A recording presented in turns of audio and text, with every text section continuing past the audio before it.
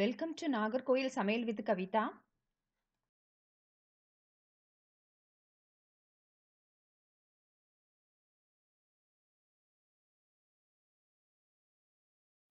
இந்த வீடியோவில் ப்ரௌனி செஞ்சு காமிக்க போகிறேன். இப்போ இந்த ப்ரௌனி செய்கிறதுக்கு தேவையான பொருட்கள் என்னென்னு பார்த்துடலாம். 2 கப்பு சுகர், 1/2 கப்பு மைதா, 1/4 cup cocoa powder, butter 1 cup, 4 முட்டை, 2 பிஞ்சு சால்ட்டு, ஒரு டீஸ்பூன் வெனிலா சுகர், இல்லாட்டினா வெனிலா எசன்ஸ் 1 டீஸ்பூன். இப்போ இந்த ப்ரௌனி எப்படி பண்ணுறதுன்னு பார்க்கலாம்.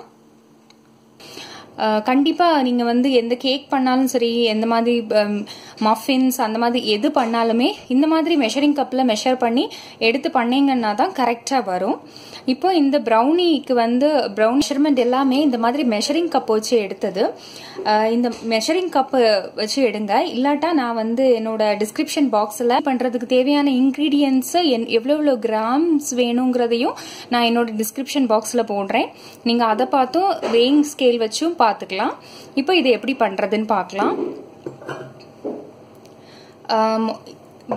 எல்லா திங்ஸுமே இதோட அவ்வளோ இன்க்ரீடியன்ஸும் கண்டிப்பாக ரூம் டெம்பரேச்சரில் தான் இருக்கணும்.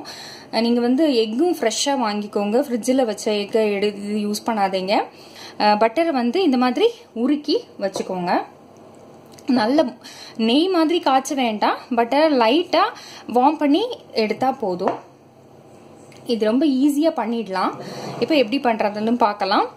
முதல்ல இந்த மாதிரி ஒரு பவுலில் சுகர் எடுத்துக்கலாம். இந்த சுகர் கூட நீங்கள் எடுத்து வச்சிருந்த இந்த பட்டர் அதை ஊற்றிக்கோங்க. இந்த பட்டர் ஊற்றுனதுக்கு அப்புறம் இது கூடவே அந்த 4 எக்கையும் வச்சு ஊற்றிக்கலாம்.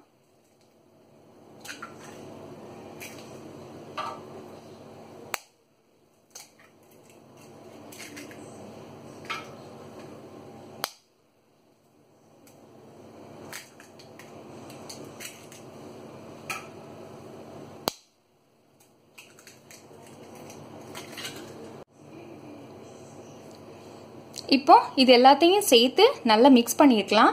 நான் ஓவனை ஆன் பண்ணிட்டேன். 160 டிகிரியில ப்ரீ ஹீட் பண்ணிட்டு இருக்கேன். இப்போ இதை மிக்ஸ் பண்ணிக்கலாம். லோ ஸ்பீட்லேயே வச்சு முதல்ல எல்லாம் மிக்ஸ் பண்ணுங்க, இல்லை வெளியில எல்லாம் கொட்டிடும்.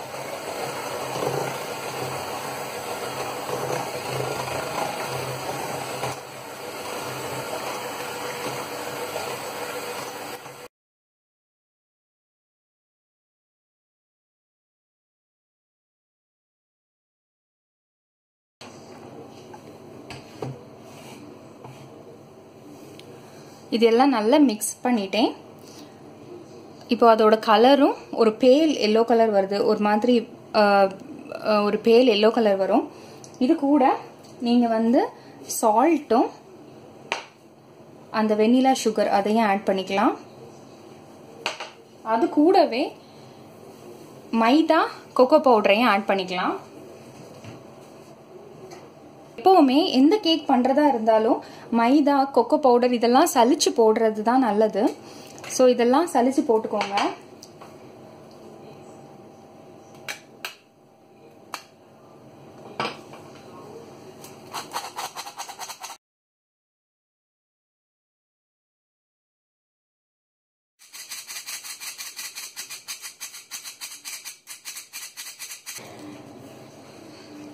இப்போ இதில் எல்லாம் ஆட் பண்ணிட்டோம். மைதா கொக்கோ பவுடர் முதல்ல இதில் லைட்டாக இப்படி கலந்துக்கோங்க. கலந்துட்டு இதை நல்லா போட்டு அடிக்க வேண்டாம், லைட்டாக மிக்ஸ் பண்ணால் போதும். ஏன்னா ப்ரௌனி கேக் மாதிரி இருக்காது. அது மேலே கிறிஸ்பியாக உள்ளாடி கொஞ்சம் சூவியாக தான் இருக்கும். அதனால நீங்கள் ரொம்ப கேக்குக்கு நல்லா மிக்ஸ் பண்ணணும்னு அவசியம், கேக் மாதிரி நல்லா மிக்ஸ் பண்ணணும்னு அவசியம் இல்லை. இதெல்லாம் சேர்ந்து மிக்ஸ் ஆனா போதும், நல்லா அடிச்சு மிக்ஸ் பண்ண வேண்டாம். இப்போ லைட்டா அடிச்சுக்கலாம்.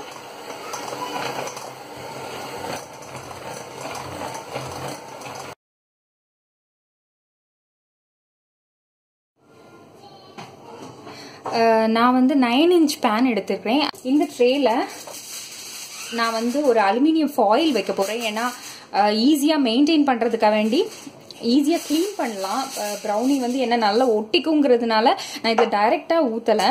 அதுக்கு பதிலாக நான் வந்து என்னன்னா இந்த அலுமினியம் ஃபாயில இதுல வந்து வச்சு பண்ண போறேன். இந்த மாதிரி அந்த கேக் ட்ரேயை ரெடி பண்ணிக்கோங்க.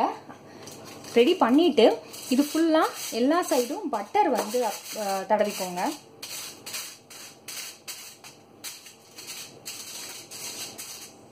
இந்த பேன்ல ப்ரௌனி பேட்டரை ஊத்திடலாம்.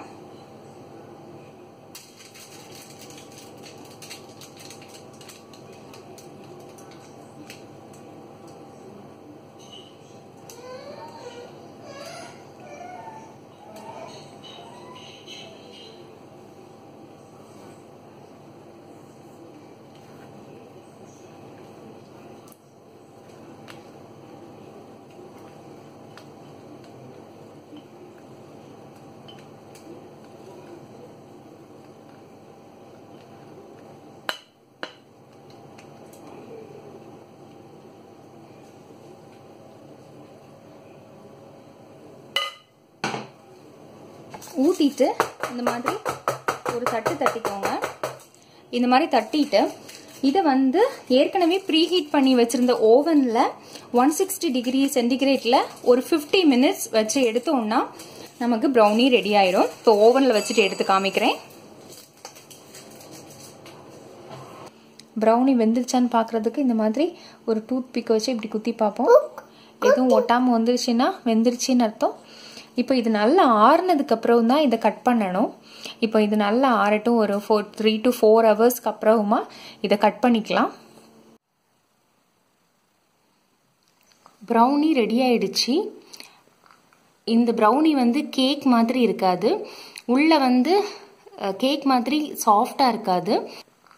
ஆக்சுவலா இந்த ப்ரௌனி வந்து உங்களுக்கு மேலே வந்து கிறிஸ்பியாகவும் உள்ள வந்து சியூவியாகவும் இருக்கும்.